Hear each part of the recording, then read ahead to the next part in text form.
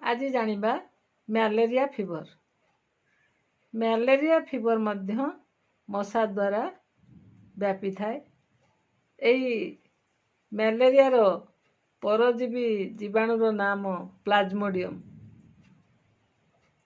ମାଇ Anopheles ମଶା କାମୁଡ଼ିବା ଦ୍ୱାରା ମ୍ୟାଲେରିଆ ଜ୍ୱର ହୋଇଥାଏ।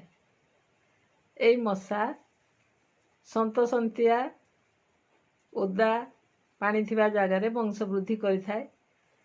ଏହି ମଶା କୌଣସି ସଂକ୍ରମିତ ରୋଗୀକୁ କାମୁଡ଼ି ଯଦି କୌଣସି ସୁସ୍ଥ ଲୋକକୁ କାମୁଡ଼େ ତାହେଲେ ସେ ରୋଗ ସଂକ୍ରମଣ କରିଥାଏ ଏବଂ ସୁସ୍ଥ ଲୋକ ଦେହରେ 10 ଦିନ ପର୍ଯ୍ୟନ୍ତ ରୋଗ ବୃଦ୍ଧିକାରୀ ଜୀବାଣୁ ବଢ଼ିବାରେ ଲାଗେ ଏବଂ ରକ୍ତରେ ଅତ୍ୟଧିକ ପରିମାଣ ହୋଇଗଲେ 10 ଦିନ ପରେ ଲକ୍ଷଣମାନ ଦେଖାଯାଏ। ମୁଣ୍ଡ ବିନ୍ଧିବ, ଜ୍ୱର ହେବ, ଥଣ୍ଡା ହେଇଥିବ।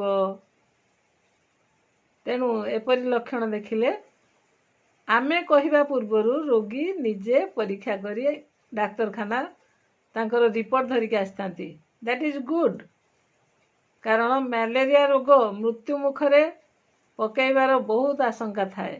ମ୍ୟାଲେରିଆ ଯଦି ଅତ୍ୟଧିକ ପରିମାଣରେ ହୋଇଛି, ରକ୍ତରେ ଯଦି ବାହାରିଲା ++, ଡବଲ୍+, ତା ମାନେ ଆମ ରକ୍ତରେ ମ୍ୟାଲେରିଆ ଜୀବାଣୁ ପ୍ଲାଜମୋଡିୟମ ବହୁତ ପରିମାଣରେ ଅଛି। ତେଣୁ ଅତ୍ୟଧିକ ପରିମାଣରେ ଥିଲେ ସେ କ'ଣ କରେ, ଆମକୁ ଅଚେତ କରେଇଦିଏ, ବାଉଳେଇ ଚାଉଳେଇ ହୁଏ। ସେତେବେଳେ ଆମେ କହୁ ରୋଗୀକୁ ବ୍ରେନ୍ ମ୍ୟାଲେରିଆ ହେଇଛି। ସେହି ସମୟରେ କ'ଣ ହୁଏ ନା ଦେହ ହାତ ବହୁତ ପୀଡ଼ା ହୁଏ, ମୁଣ୍ଡ ବିନ୍ଧେ, ଜ୍ୱର ହୁଏ ଆଉ ହାତ ଗୋଡ଼ ବିନ୍ଧି ହୁଏ। ତେଣୁ ଆମେ ରକ୍ତର ନମୁନା ପରୀକ୍ଷା କରି ଯେତେବେଳେ ଜାଣିବୁ ଯେ ରକ୍ତରେ ମ୍ୟାଲେରିଆ ଜୀବାଣୁ ବହୁତ ଅଧିକ ପରିମାଣରେ ଅଛି, ସେହି କ୍ଷେତ୍ରରେ କ'ଣ କରାଯାଏ, ଆମେ ଡାକ୍ତରୀ ପରାମର୍ଶ ନେଇଥାଉ। ଆଉ ଡାକ୍ତରୀ ପରାମର୍ଶ ନେଇ ଚିକିତ୍ସା କଲେ ଆମେ ନିଶ୍ଚିତ ମୃତ୍ୟୁ ମୁଖରୁ ବଞ୍ଚିପାରିବୁ। କିନ୍ତୁ ଚିକିତ୍ସାରେ ଅବହେଳା କଲେ ଜୀବନ ଯିବା ଅବଶ୍ୟମ୍ଭାବୀ।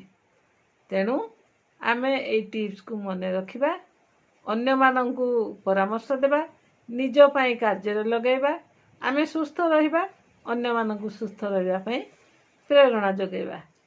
ଆଜି ଏତିକି। ପୁଣି ନେକ୍ସଟ ସର୍ଟରେ ମୁଁ ଅନ୍ୟ ଟିପ୍ସ ନେଇ ଆସିବି। ଧନ୍ୟବାଦ।